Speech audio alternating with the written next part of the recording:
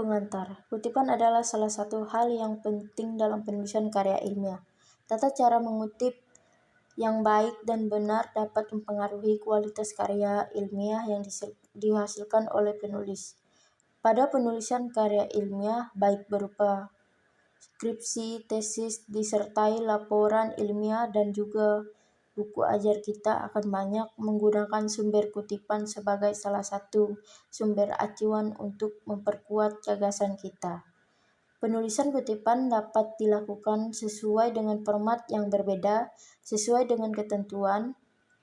Kutip dapat ditulis di dalam teks, kutipan dalam teks di bagian bawah halaman, catatan kaki, atau di akhir makalah, atau catatan di akhir juga. Nah, di sini juga ada alasan mengapa kutipan penting. Yang pertama, bahwa ide dalam tulisan karya ilmiah menjadi mata uang bagi akademisi. Makin banyak orang lain mensitasi atau mengutip karya kita, maka makin banyak kontribusi gagasan dapat disebarluaskan untuk hayalan umum untuk berbagai keperluan ilmu pengetahuan. Kedua, penulisan kutipan yang dilakukan tidak tepat dapat melanggar hak orang lain yang menciptakan gagasan atau ide tersebut untuk pertama kalinya. Yang ketiga, kebutuhan penelusuran terhadap pengembangan ide atau gagasan dari penulisan sebelumnya. Sini juga ada definisi. Mengacu pada Kamus Besar Bahasa Indonesia KBBI, kutipan diartikan sebagai proses pengambilan satu kalimat atau lebih yang berasal dari karya tulisan lain untuk dijadikan tujuan ilustri guna memperkuat atau memperkokoh argumen dan gagasan pada tulisan.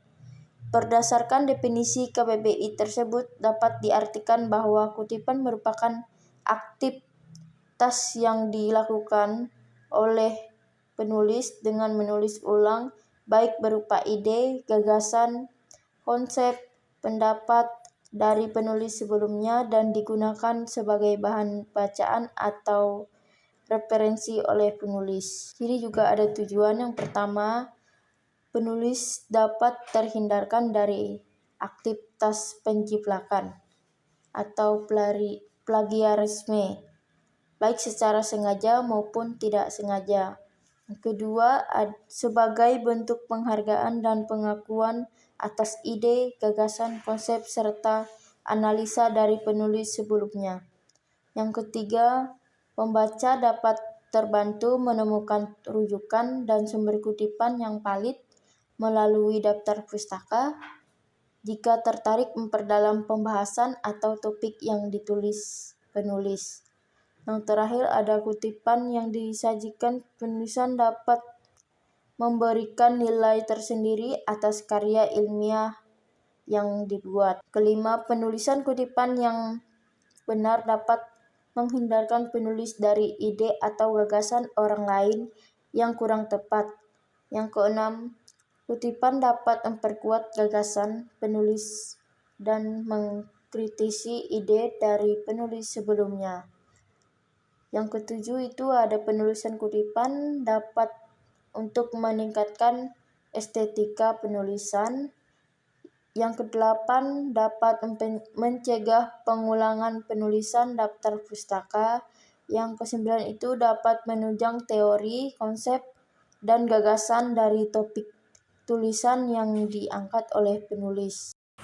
Hal yang perlu diperhatikan saat mengutip. Yang pertama, penulis harus mencantumkan sumber rujukan melalui daftar pustaka. Yang kedua, penulis harus bertanggung jawab penuh terhadap ketelitian dan ketepatan kutipan yang diambil dengan menggunakan cara yang tepat. Yang ketiga, penulis harus memiliki relevansi dengan topik atau tema yang sedang ditulis. Yang keempat, harus memperhatikan cara penulisan kutipan baik langsung maupun tidak langsung. Dan yang terakhir, penulis perlu mempertimbangkan teknis penulisan kutipan yang benar dengan mengacu pada sumber rujukan. Selanjutnya, jenis-jenis kutipan. Yang pertama, kutipan tidak langsung. Kutipan tidak langsung yaitu aktivitas yang dilakukan oleh penulis dengan mengambil gagasan atau ide dari penulis orang lain dengan cara menyusun ulang dengan merangkai kalimat baru pada tulisan karya ilmiah. Pada penulisan kutipan tidak langsung, penulisan gagasan yang diambil tidak boleh hanya copy-paste atau memindahkan sama persis dengan sumber aslinya. Kutipan tidak langsung dibagi menjadi dua jenis, yaitu yang pertama paraphrasing atau paraphrase, yaitu proses pengungkapan kembali gagasan atau ide dari sumber pustaka dengan menata ulang kembali dengan menggunakan bahasa penulis untuk menyampaikan gagasan tanpa mengubah arti atau maksud dari penulis sebelumnya. Yang kedua ada summarizing, adalah proses menyarikan atau merangkum dari tulisan atau sumber penulis sebelumnya menjadi lebih ringkas dan padat dengan kalimat yang disusun oleh penulis sendiri dan tetap menyertakan identitas sumber yang dirujuk. Yang kedua, kutipan langsung. Kutipan langsung yaitu kegiatan yang dilakukan oleh penulis dengan mengambil sama persis gagasan atau ide dari orang lain dengan tanpa merubah kata atau bahasa atau ejaan dari tulisan aslinya. Biasanya dikatakan bahwa penulis menggunakan teknik salin tempel atau copy paste tanpa mengubah kalimat asli. Kutipan jenis ini biasanya disebut wording, yaitu mengutip pernyataan penulis sebelumnya persis dengan kata atau kalimat asli dari sumber penulis sebelumnya yang dijadikan rujukan secara umum. Cara penulisannya dapat dilakukan dengan yang pertama, menuliskan di antara tanda kurung dimulai dengan nama akhir sesuai dengan daftar pustaka, tanda koma, tahun terbitan, titik 2, spasi, dan diakhiri dengan nomor halaman. Nah, yang kedua, kutipan dengan panjang kurang dari 4 baris. Penulisan dapat memasukkan ke dalam teks, diketik seperti ketikan teks, diawali dan diakhiri dengan tanda petik. Sumber rujukan harus langsung sebelum atau sesudah teks yang dikutip. Yang ketiga, kutipan dengan panjang 4 baris atau lebih, diketik 1 spasi, dimulai 7 ketukan dari baris tepi kiri. Sumber rujukan harus ditulis langsung sebelum teks kutipan. Yang keempat, jika terdapat beberapa kalimat hendak dihilangkan, maka pada bagian itu diberi titik sebanyak 3 buah. Namun, apabila penulisan hendak menghilang 1 kalimat atau lebih, maka pada bagian dihilangkan tersebut diganti dengan titik-titik panjang 1 baris. Yang kelima, jika penulisan menganggap ada beberapa bagian yang dianggap penting, maka penulis perlu memberikan keterangan. Keterangan ditulis antar tanda kurung. Yang keenam, penulisan dapat memberi tanda kurung kotak apabila ditemukan kekeliruan atau kesalahan konsep yang tertuang dalam pernyataan yang ditemui. Selanjutnya, prinsip-prinsip menulis kutipan. Yang pertama, who, mengacu pada siapa penulis atau editornya. Yang kedua, when, mengacu pada waktu naskah ditulis atau tahun diterbitkan atau dipublikasikan. Yang ketiga, what is it, mengacu pada judul tulisan seperti buku, artikel, web, dokumen, atau naskah. Yang keempat, where was it published, mengacu pada tempat tulisan dipublikasikan seperti nama kota atau nama negara dan nama penerbit.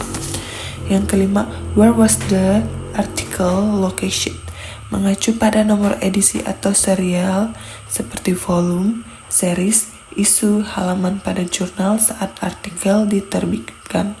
Yang terakhir, where you located it, mengacu pada sumber internet seperti URL web address atau Rianti et al. 2020. Selanjutnya, gaya penulisan kutipan. Pada materi ini kami hanya membahas 4 gaya kutipan yang dapat dipraktikkan oleh penulis dalam penyusunan karya ilmiah, yaitu gaya APA, American Psychological Accession, yaitu bentuk sitasi yang dikeluarkan organisasi APA biasanya digunakan untuk keilmuan, terutama untuk bidang psikologi dan ilmu sosial. Penulisan daftar pustaka untuk berbagai jenis sumber dengan menggunakan gaya American Psychological Association menurut George Forbes Memorial Library, Lincoln University tahun 2011 adalah sebagai berikut. Pada penulisan gaya APA terdapat dua bagian utama dalam kutipan, antara lain yang pertama kutipan teks atau in-text citation. Kutipan dalam teks bertujuan untuk mengarahkan pembaca menemukan informasi secara utuh berdasarkan sumber kutipan yang tertulis pada daftar pustaka yang digunakan penulis. Yang kedua, daftar pustaka atau bibliografi atau list of reference. Tujuan mengarahkan pembaca untuk menemukan informasi detail terkait daftar pustaka secara utuh tentang keseluruhan sumber informasi yang dikutip oleh penulis. Pada umumnya, daftar pustaka terletak pada halaman terakhir. Yang kedua, gaya Modern Language Acquisition atau MLA. Gaya Modern Language Association atau gaya penulisan MLA biasanya banyak digunakan untuk bidang keilmuan bahasa Inggris atau humanities. Yang ketiga, gaya Chicago atau Turbian. Gaya Chicago umumnya digunakan pada penerbitan non-ilmiah seperti buku cerita, majalah, surat kabar, dan lainnya. Gaya Chicago atau Turbian umumnya digunakan dalam penulisan bidang seni, sejarah, dan sastra. Yang keempat, gaya IAAA atau Institute of Electrical Engineers. Gaya ini memiliki perbedaan yang khas dibanding dengan gaya kutipan lainnya. Penulisan kutipan gaya IAA menggunakan sistem urutan nomor atau citation order system. Ketentuan yang perlu diperhatikan dalam menggunakan gaya ini adalah sebagai berikut. Yang pertama, referensi yang dirujuk dalam teks ditampilkan dalam urutan nomor referensi dituliskan dalam kotak persegi. Yang kedua, urutan referensi dalam daftar pustaka atau daftar referensi di bagian akhir artikel sesuai dengan urutan dimunculkannya dalam artikel atau dalam urutan citasi, bukan dalam urutan abjad. Yang ketiga, penulisan nama penulis menggunakan inisial nama pertama penulis dan nama lengkap mereka yang terakhir. Contohnya, Ariyanti. Tata cara penulisan kutipan dalam penulisan karya tulis ilmiah 167D. Judul artikel atau bab ditulis dalam tanda kutipan yang dicetak miring, judul jurnal, buku, dan situs web. Yang terakhir, penulisan referensi dalam daftar pustaka ditulis dalam indentasi menggantung. Baris pertama tidak menggunakan indentasi, akan tetapi baris selanjutnya harus menggunakan indentasi menggantung. Pengajuan dan perujukan sumber pustaka. A. Pengertian daftar pustaka. Daftar pustaka adalah serangkaian daftar yang memuat sumber acuan, rujukan, maupun referensi yang digunakan, baik itu data yang diambil dari buku jurnal, internet, ensiklopedia, hingga media massa. Daftar pustaka ditempatkan di bagian akhir dari sebuah artikel atau laporan secara berurutan sesuai dengan abjad. Daftar pustaka merupakan salah satu elemen penting dalam penyusunan sebuah karya ilmiah karena berkaitan dengan tingkat orisinilitas suatu tulisan yang harus dicantumkan sumber dari berbagai kutipan hingga pemikiran. B. Sumber-sumber referensi ilmiah. Referensi merupakan aspek yang sangat penting dalam dunia akademis. Seorang akademisi tentunya tidak akan dipisahkan dari buku jurnal ataupun artikel dan makalah. Seiring dengan perkembangan teknologi, hampir semua referensi ilmiah tersebut telah dialih bentuk menjadi format digital, yaitu ke bentuk dokumen atau file komputer. Referensi diperlukan supaya diketahui kebaruan dan orisinalitas penelitian yang dilaksanakan. Referensi juga digunakan sebagai rujukan dalam memilih metode yang tepat yang baik dari sumber pustaka primer, yaitu artikel, jurnal, makalah, prosedur, dan paten. Jenis literatur ada 3, yaitu yang pertama literatur primer, memuat hasil penelitian asli, kajian mengenai sebuah teori baru, penjelasan gagasan semua bidang. Contohnya pada artikel jurnal, proceeding, tesis, disertasi, laporan. B. Literatur sekunder, yaitu memuat informasi yang ada di dalam literatur primer, contohnya buku bunga rampai. Yang terakhir, C. Literatur tersier, memuat informasi petunjuk untuk memperoleh literatur primer dan sekunder, contohnya abstrak, indeks, ensiklopedia, dan kamus. C. Tujuan penulisan sumber kutipan dan daftar pustaka. 1. Agar terhindar dari tuduhan penjiplakan atau plagiarisme. 2. Menghargai penulis sebelumnya. 3. Membantu pembaca yang ingin tahu lebih dalam mengenai sumber kutipan.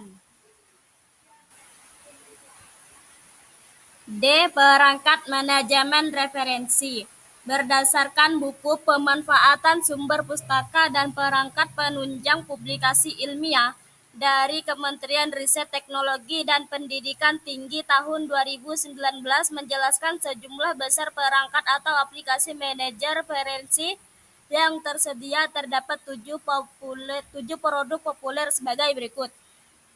1. EndNote. EndNote adalah perangkat lunak manajemen referensi yang membantu peneliti menyimpan, mengatur, dan menyisipkan kutipan. Tujuannya memudahkan penulisan daftar pustaka secara cepat dan rapi, serta mengelola ribuan referensi dalam satu tempat. 2. Mendeley. Mendeley adalah aplikasi manajemen referensi sekaligus jejaring sosial akademik yang dikembangkan oleh Elsevier. Tujuannya yaitu menyimpan dan mengatur file PDF jurnal. 3. Zotero. Zotero adalah perangkat lunak open source gratis untuk manajemen referensi yang dapat diintegrasikan dengan browser dan Microsoft Word atau Google Docs. Tujuannya menyimpan sumber dari internet secara langsung dan mengatur koleksi literatur dengan folder atau tag. Yang keempat, DriveWorks. DriveWorks adalah alat manajemen referensi berbasis web yang biasanya disediakan oleh universitas atau perpustakaan. Tujuannya mengimpor referensi dari database akademik seperti Scopus atau ProQuest. Yang kelima, Papers. Papers adalah aplikasi manajemen referensi dan pembaca PDF yang juga mendukung kolaborasi antar peneliti. Tujuannya mencari artikel ilmiah langsung dari database terintegrasi. 6. Japref. Japref adalah manajer referensi berbasis format BibTeX. Biasanya digunakan oleh pengguna LaTeX. Tujuannya yaitu mengelola referensi dalam format dan menyisipkan kutipan otomatis dalam dokumen LaTeX.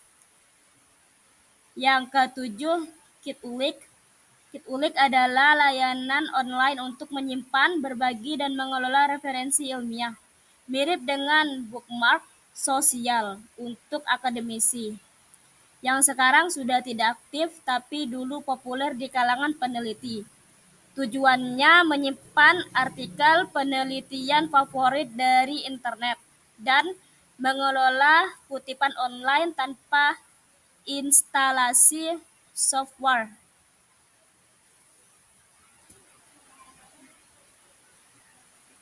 Selanjutnya yang E, model penulisan daftar pustaka. Nomor 1, apa? American Psychological Association Style. Tujuannya digunakan terutama dalam ilmu sosial, psikologi, dan pendidikan. Menekankan kutipan dalam teks dengan penulis strip tanggal, memudahkan pembaca menemukan referensi secara singkat. 2. MLA Modern Language Association Style. Tujuan umumnya dipakai di bidang humaniora, khususnya bahasa dan sastra. Formatnya menonjolkan nama penulis dan nomor halaman dalam kutipan. Cocok untuk analisis teks yang mendalam. 3. Chicago dan Turabian Style.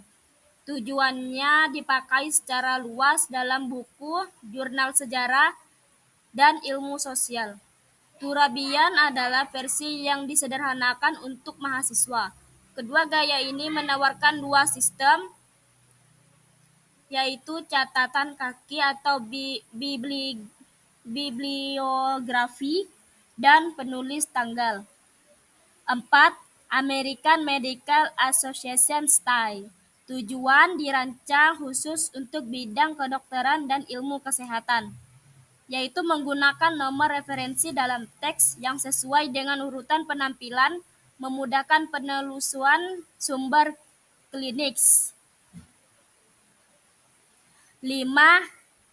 Institute of Electrical and Electronics Engineers Style.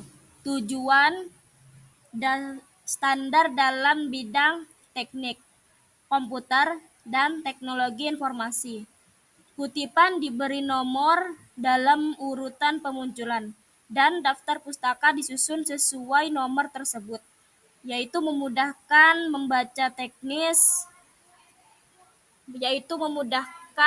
pembaca teknis menemukan sumber secara cepat. Setiap gaya penulisan atau aturan yang berbeda, seperti format nama, tahun, judul penerbit, sehingga penting untuk memilih yang sesuai dengan disiplin atau pedoman akademik yang diminta. Sekian dari pemaparan materi kami ucapkan terima kasih.